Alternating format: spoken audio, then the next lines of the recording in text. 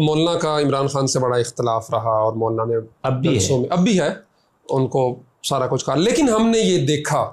کہ مولانا راشد محمود سومرو جس طرح مولانا فضل الرحمان کی ہر آواز پر لبیک کہتے ہوئے ان کے شانہ بشانہ کھڑا تھا، عمران خان مخالفت میں وہ مولانا فضل الرحمان سے بھی 2 قدم آگے نکل گیا، اور آپ نے جو ان کے بارے میں گفتگو مختلف اوقات میں فرمائی وہ مولانا سے بھی سخت تھی۔ نہیں ایسا نہیں تھا، وہ مجھے اندازہ ہو گیا کہ آپ کیا کہنا چاہ رہے ہیں۔ وہ ایک کتاب ہے، میری نہیں ہے، ربوہ سے چھپی ہوئی ہے، جس ربوہ کے چھپی ہوئی کتاب میں ان کے خاندان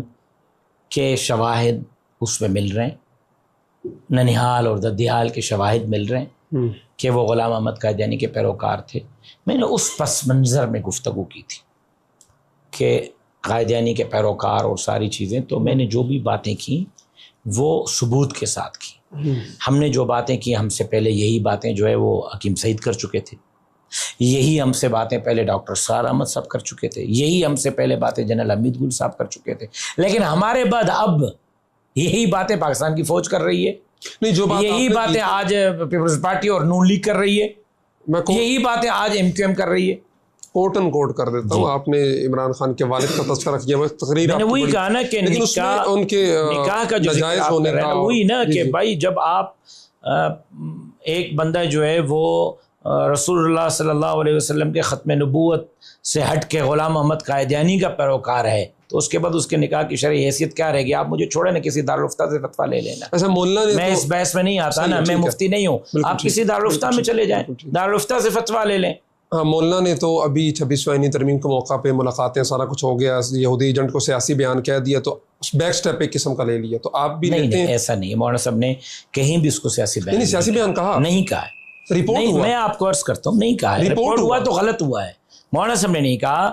مولانا صاحب نے ان سے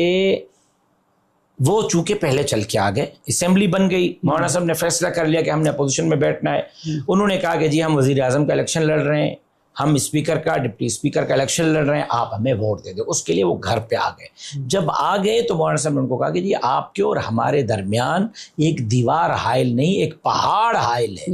اور اس کو سر کرنا ہے، اس کے لیے سب سے پہلے تلخیاں کم کریں۔ P T I J you آئی نے تلخیاں کم کی، اور 1-1.5 سال سے ہم ان کو یہ کہتے ہوئے آ رہے ہیں کہ بھائی ہمارے آپ کے اوپر سیریس ایلیگیشنز ہیں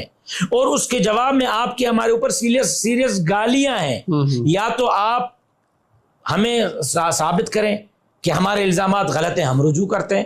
یا ہم ثابت کرتے ہیں کہ ہمارے آپ کے اوپر الزامات درست ہیں، آپ رجوع کریں۔ اس پہ وہ ابھی تک نہیں آ رہے۔ صحیح ہے۔ تو اس لیے تو ہماری مرکزی مجلس العموم نے فیصلہ کیا کہ جب تک پی ٹی آئی ہمیں تشفی نہیں کرا دیتی تب تک پی ٹی آئی کے ساتھ ہم اتحاد میں نہیں جائیں گے، چونکہ اسمبلی کے اندر وہ بھی اپوزیشن کی سیٹوں پر ہیں، ہم بھی اپوزیشن کی سیٹوں پر ہیں، تو ڈیلی روزمرہ کے جو معاملات اسمبلی میں آئیں گے وہ باہمی مشاورت کے آگے بڑھائیں گے۔ البتہ روڈ کی پی ٹی آئی اپنی سیاست کرے گی، ہم اپنی سیاست